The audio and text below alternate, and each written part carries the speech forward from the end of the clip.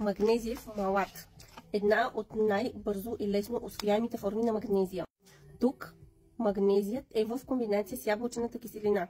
И не, той не е подходящ само за спортисти, той е подходящ за всички хора, които имат нужда точно от тази солна магнезия. Освен с това, че е бързо, лесна, усвояема форма на магнезия, магнезиевият малат не предизвиква стомашен дискомфорт.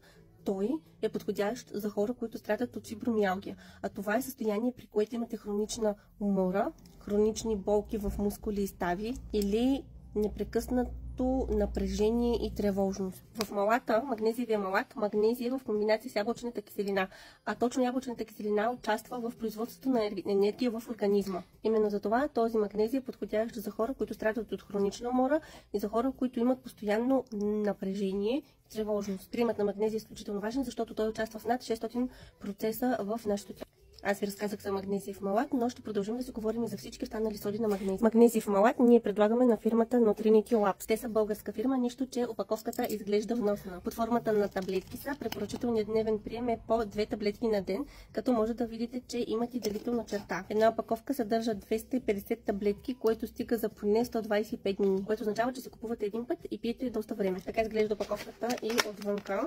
Това лично е моята опаковка, затова така спокойно ви отварям и показвам. Още нещо, което беше много интересно за мен, предполагам, че и за вас ще е интересно. Nutrinity Labs имат и течна форма на витамин А, тъй като доста време няма витамин А под формата на капки. Доста често се търси, освен за маски за коса и за пиене, тъй като не всеки може да пие таблетки. Но това не е всичко. Имат много добър вариант на селена.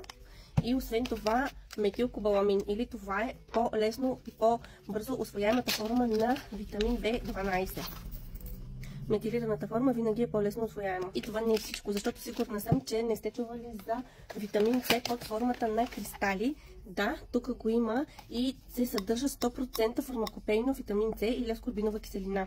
Това пък е за хората, които искат да пият чисто витамин С. И само витамин С и нищо друго. И последното нещо, което искам да ви покажа е диатомичната пръст, тъй като знам, имах доста питания и за нея преди време. Ако искате, може да се постарая и да направя едно видео и за нея. Надявам се да ви е било полезно. Ако е така, оставете по едно сърчице, оставете по едно коментарче и до скоро. И докато чакате да се появят в аптечната мрежа, може да ги разгледате на сайта, който съм оставила ето тук.